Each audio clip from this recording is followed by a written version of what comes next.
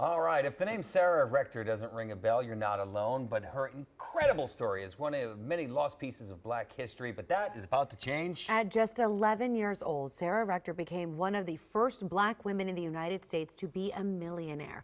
And next month, her story is heading to theaters. Take a look. My name's Sarah Rector. The state gave me 160 acres on account of my ancestors, and there's all on. Well, how do you know that? God gave me the ears to hear it. Do you hear it, Blue? There's oceans down there. Nobody but you, Lord. I got it all on my land, and I'm looking for a partner to help me drill it out. Bertrand Byron Smith, at your service. I look for oil, and I drill for it. I was thinking 50-50. We should have our lawyers meet. That's my lawyer, the Texas handshake. There ain't nothing more binding. We're in Oklahoma. It goes double for Okies. Here we go. Nobody but you, Lord. Nobody but. What's the damage? Well, this might be the end of the road. Dude, get them so easy. What's your guess? Is he gonna do the right thing? We shook hands. You may have to speak to him. I don't know what to say. God'll give you the words. We need money out of you. But how are we gonna get him? Hi, I'm Sarah, Bert's business partner. Has Bert properly presented our proposition, ma'am? You said y'all need to put in there $1,000. We need 2,000, and we need it today. It's a partnership. Got some real nice mud here. Hoping you might test it first. I've never seen anything like it. That field you're sitting on could be the richest in all Oklahoma. I'll give you 20 bucks an acre. I ain't selling. You want a war? You taught me things about my soul. Ain't nobody ever done that for me. Ain't nobody ever cared.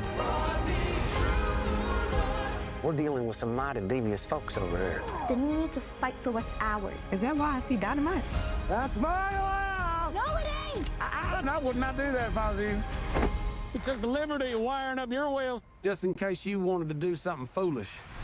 It's funny. When the land had only weeds and lizards, it was all mine. But when people found out there's oil lines, they started thinking it's theirs.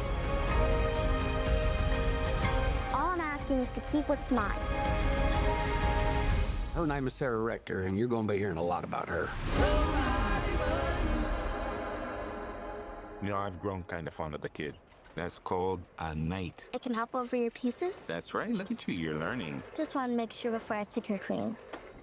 Really? Nobody but you. Wow. Sarah's story may have started in Oklahoma, but it ended right here in Kansas City. It's a story Fox 4 film critic Sean Edwards knows all too well because he is her great nephew. Welcome to the show, Sean. Yeah, thanks for having me. I still get emotional watching that trailer, and it's weird to see a story as a feature film about your family. But I know you guys are going to jump in because you got some incredible questions. Well, yeah, we do want to hear it from you, though. I mean, I was watching you watching the trailer. Yeah, like, no, and I've seen it like a million times. Yeah, it's I just can't even imagine.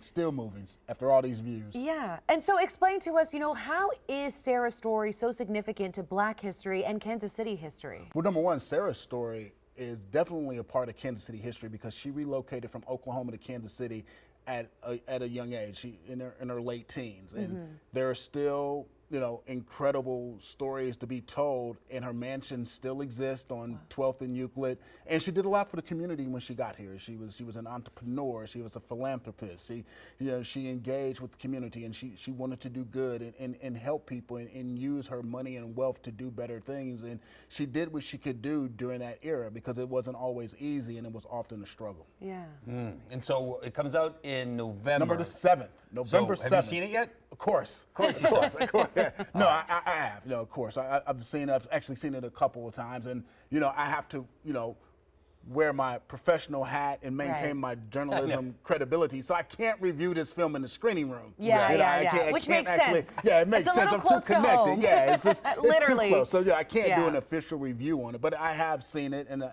instantly fell in love with it because that was my biggest fear. It's like when you hear they're making a story about Sarah Rector, I'm like, oh no, I hope I don't have to jump in the screening room and slam on it like I do some other films that aren't so good. But no, I had a great time watching the film, and I can't wait for the rest of the world to get a chance to check it out. Amazing. Wow. So obviously you have a personal tie. What was it like growing up hearing about her story? You know, how No, did that's a you great. hear- No, that's a yeah. great question because it's on my dad's side. So Sarah Rector is my grandmother's sister, and her two parents in the film that you see, Rosa and Joseph. Those are my great grandparents.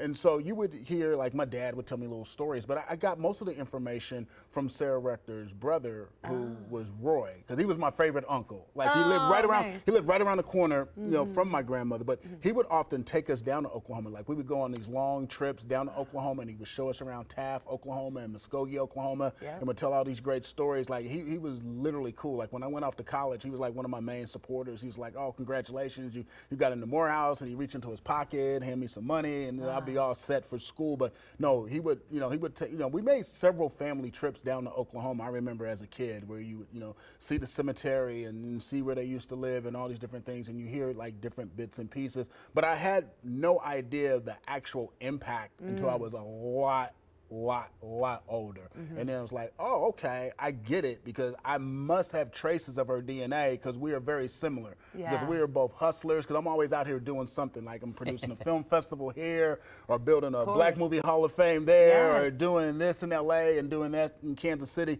And I think that's very similar to Sarah Rector's vibe. So we are definitely related, because we move in sort of the same way. I love that. Yeah, well, I know you, in addition to reviewing, as you mentioned, you have your hand in a lot of projects. You weren't involved in this, though. No, I am not involved in this at all. Right. I wouldn't even have time to be involved, but I will have some breaking news in regards to this project that I cannot spill right now. Oh. But look, I have put When together will you?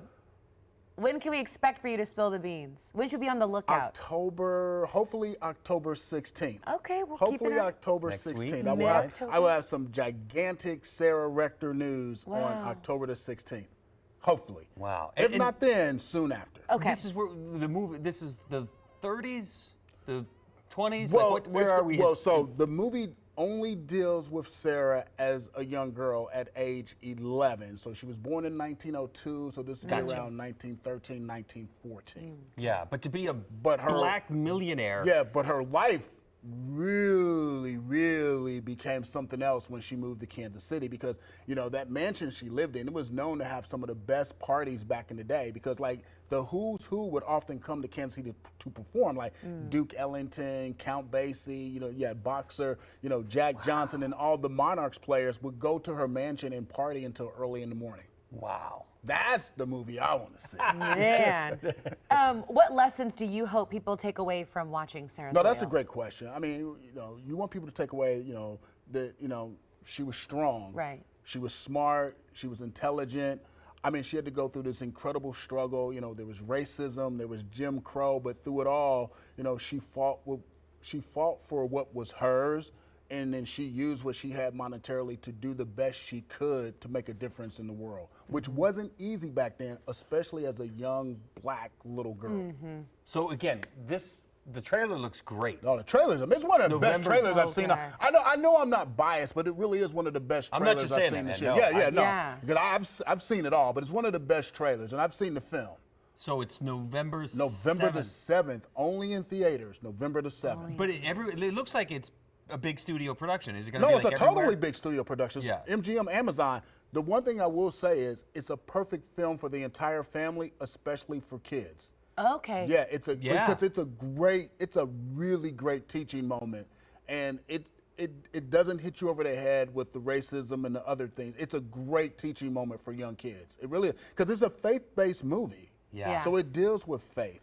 It deals with that issue, and it's like I said, you don't find many films that's suitable for the entire family. Yeah. Sarah's Oil is perfect for the entire family, and a really great teaching moment. Yeah. And really something that really a lot of, especially young Black girls, really should see this, because it creates such a sense of pride. Yeah. I mean, it's sort of like Hidden Figures. Okay. Yeah. And November 7th, make sure you mark that down. November Sean, thank 7th. you so much for joining us this morning. You can't go wrong with those two lucky You numbers. cannot. 11-7, baby. 11-7. 11-7. All right.